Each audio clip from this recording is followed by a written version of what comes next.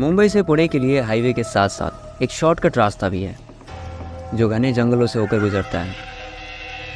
और कहा जाता है कि इस रास्ते में करीब 2 से 3 किलोमीटर का एरिया ऐसा है जिसे रात में 1 बजे से लेकर 3 बजे तक पार कर पाना बहुत मुश्किल है। कहा जाता है कि इस समय इन रास्तों पर किसी के होने का एहसास होता है। इस वक्त ऐसा लगता है जैसे आप यहाँ अकेले नहीं हो। कहा जाता है कि इस वक्त के लिए ये जगह प्रेतों को दी गई है। रात में 3 बजे तक यहाँ भूत प्रेत नज़र आते हैं। इन रास्तों पर अक्सर ऐसी कुछ घटनाएं हुई जिसने लोगों को मानने पर मजबूर कर दिया कि हाँ, भूत प्रेत होते हैं। स्वागत है आप सबका एक और भूतिया कहानी में। पहले इंट्रो, फिर शुरू करेंगे आज की कहानी।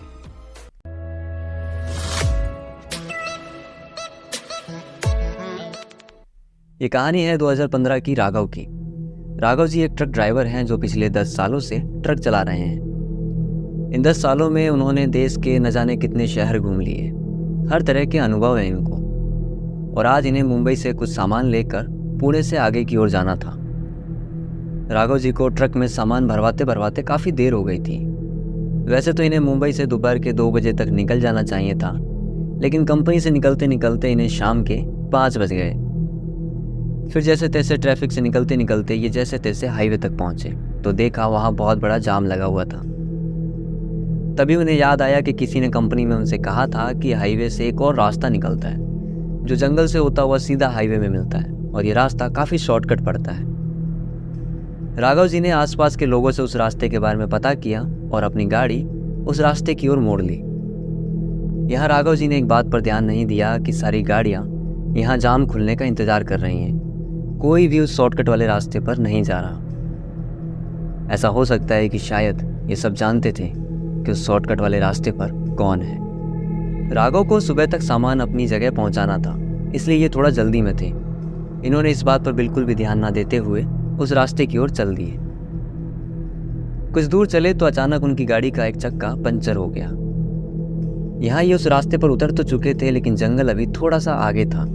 ये अपनी गाड़ी से उतरे और आसपास देखा तो यहाँ कोई भी दुकान नहीं थी। इन्होंने खुद अपनी गाड़ी का चक्का बदला, उस रास्ते पर आगे की ओर बढ़ने लगे। ये रास्ते में और लेट होते जा रहे थे। कह सकते हैं कोई चाहता है कि ये जंगल में उस रास्ते से 1 बजे के बाद गुजरे, या कह सकते हैं कि शायद इनका वहाँ कोई और इंतज़ार कर रहा था। अब होता क्या है कि जहाँ से वो जंगल शुरू होता है उससे ठीक पहले एक ढाबा था। राघव जी ने वहाँ अपनी गाड़ी लगाई और समय देखा तो रात के 11 बज रहे थे। राघव जी ने वहाँ उतर कर खाना खाया और थोड़ी देर वहाँ आराम किया। समय देखा तो करीब रात के 12 बज रहे थे। राघव जी उठे और अपनी गाड़ी के टायर और चेक करने लगे। राघव जी निकलने की तैयारी में थे। ये सब होटल पर काम करने वाला एक लड़का देख रहा था। उसने राघव जी को आवाज़ लगाई और अपने पास बुलाया। राघव से उसने पूछा कि आप किस तरफ जा रहे हो। उन्होंने बताया कि वो पुणे की तरफ जा रहे हैं। तो होटल वाले ने कहा कि आप अभी यहीं आराम कर लीजिए, 3 बजे के बाद जाइएगा। राघव ने कहा कि नहीं, मुझे सामान समय पर पहुंचाना पड़ेगा वरना बहुत दिक्कत हो जाएगी। होटल वाले ने फिर कहा, देखिए भाई साहब, बात मानिए, अभी उस रास्ते से मत जाइए। इस समय ये रास्ता ठीक नहीं है। ये उनके आने का समय है, उन्हें परेशान मत कीजिए। आप 3 बजे के बाद जाइएगा, कोई दिक्कत नहीं होगी। राघव जी ने कहा, किसके आने का समय है, कौन आ रहा है? भाई, मुझे सामान पहुंचाना बहुत ज़रूरी है, मैं पहले ही बहुत लेट हो चुका हूँ। होटल वाले ने कहा, एक बार में समझ नहीं आ रही आपको? ये सारे लोग जो होटल के बाहर बैठकर इंतज़ार कर रहे हैं, ये सब पागल हैं जो 3 बजने का इंतज़ार कर रहे हैं। देखिए भाई साहब, ये समय प्रेतों के आने का है। 1 बजे से 3 बजे तक उस रास्ते पर कोई गाड़ी नहीं जाती, इसलिए आपको समझा रहा हूँ कि कहीं आपके साथ कोई समस्या ना हो जाए। राघव जी इस बात को नहीं माने। राघव ने कहा कि पिछले 10 सालों से ट्रक चला रहा हूँ, ऐसा कुछ नहीं होता, सब फालतू की बात है, मन का वहम है। इतना सुनकर तो होटल वाले को भी गुस्सा आ गया। उसने कहा, जैसी आपकी मर्जी, आप जाना चाहते हैं तो आप जा सकते हैं, मेरा काम है यहाँ पे सबको सचेत करना, बाकी आगे आपकी मर्जी। राघव जी जैसे ही गाड़ी में जाकर बैठे तभी वो होटल वाला लड़का उनके पास आया और कहा, ठीक है, अगर आप मेरी बात नहीं मान रहे तो कोई बात नहीं, आप जाइए, लेकिन एक निवेदन है आपसे। मैं आपको कुछ सामान देता हूँ, अगर रास्ते में आपको कोई भी समस्या हो, ज़रा सा भी डर लगे या आपको कोई नज़र आए तो इस सामान को ट्रक से बाहर फेंक देना। और कुछ भी हो जाए जंगल में गाड़ी मत रोकना, आपके साथ कोई भी समस्या नहीं होगी। यहाँ एक चीज़ अच्छी हुई कि राघव जी ने उस लड़के की बात मान ली। उस लड़के ने एक लाल रंग की छोटी सी पोटली दी जिसमें महिलाओं के श्रृंगार का कुछ सामान था।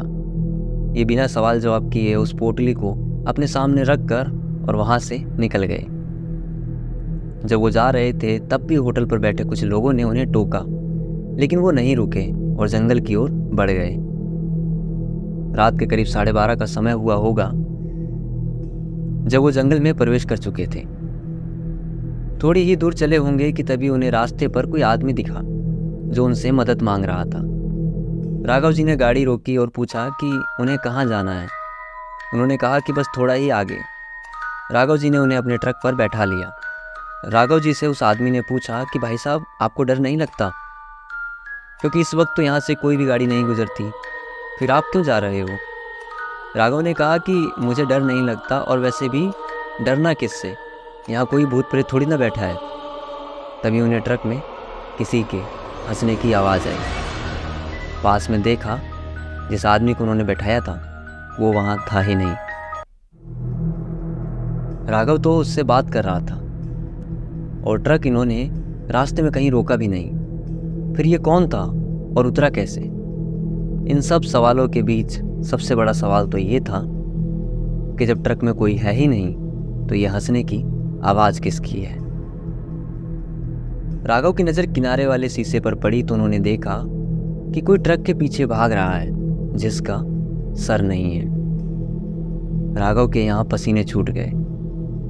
समझ नहीं आ रहा था कि अब वो क्या करे। राघव बस अपने ट्रक को किसी तरह तेज स्पीड में चलाए जा रहा था। तभी अचानक से उसका ट्रक किसी चीज़ से टकराया और पलट गया। यहाँ ऊपर वाले का शुक्र है कि राघव जी को किसी भी तरह की कोई चोट नहीं आई। राघव ट्रक से बाहर निकला और उसने देखा कि ट्रक सड़क के बीचों बीच पलटा हुआ है। अब यहाँ से चिंता का विषय यह है कि ट्रक आखिर किस चीज़ से टकराया था, क्योंकि यहाँ ऐसी कोई चीज़ राघव को नज़र नहीं आ रही थी। राघव जी सोच ही रहे थे कि तभी उन्हें ऐसा लगा कि सामने वाले पेड़ के पीछे कोई छुप कर उन्हें देख रहा है। राघव ने बिना डरे आवाज़ दी और कहा, कौन है वहाँ? जो भी है सामने आओ। तभी उन्हें किसी के हंसने की आवाज़ आई।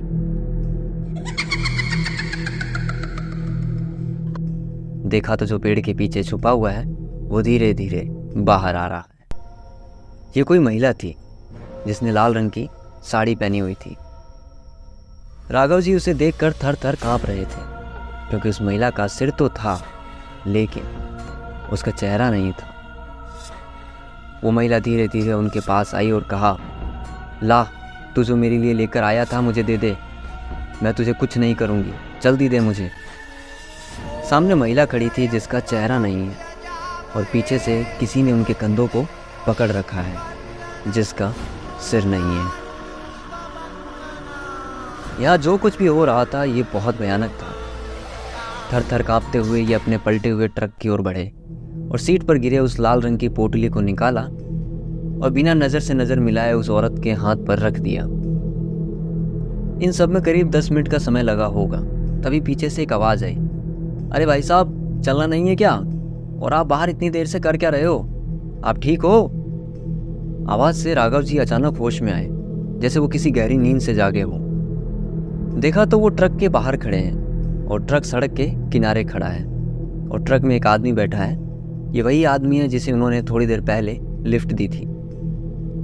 राघव जी को पक्का पता था कि ट्रक पलट चुका था और उन्होंने भूत प्रेत देखे थे। फिर ये अचानक से क्या हुआ? राघव जी डरते डरते ट्रक में आए और बैठ गए और जल्दी से उस जगह से निकल गए। जहाँ जंगल खत्म हो रहा था वहीं एक छोटी सी झोपड़ी थी। तो उस आदमी ने बोला, बस मुझे यहीं उतार दो। वो आदमी वहाँ उतरा और कहा, अगली बार जब भी आओ इस रास्ते से 12 बजे से लेकर 3 बजे तक मत आना। और तुमने जो भी देखा वो आंखों का धोखा नहीं था। मैं यहीं इसी कुटिया में रहता हूँ तुम्हारे जैसे नादान लोगों की मदद करने के लिए। अब आप आगे जा सकते हो, अब जाओ, अब कोई समस्या नहीं होगी। ये कहकर वो आदमी अपनी कुटिया की ओर चल दिया। राघव जी ने देखा कि उनके हाथ में वही लाल रंग की पोटली है। समय देखा तो सुबह के 4:30 बज रहे थे और अब इस रास्ते पर गाड़ियां आने जाने लगी थी। करीब 2 साल बाद राघव जी का फिर एक बार उसी रास्ते से निकलना हुआ, लेकिन इस बार राघव जी ने उसी ढाबे पर बैठकर सुबह के 4 बजने का इंतज़ार किया। कहते हैं ना कि डर नहीं लगता, ये अच्छी बात है, लेकिन अगर कभी ज़रा सा भी डर लगा तो याद रखिएगा वो डर पूरी ज़िंदगी के लिए काफ़ी हो। बस इतनी सी थी ये कहानी। ये कहानी आपको कैसी लगी हमें मैसेज या कमेंट करके ज़रूर बताइएगा, और अगर कहानी पसंद आई तो इसे औरों तक शेयर कीजिएगा। आपसे फिर मुलाकात होगी एक बार फिर एक नई कहानी या एक नए किस्से के साथ में। तब तक के लिए बने रहिए जेएस डायरी पे। मेरा नाम है आकाश।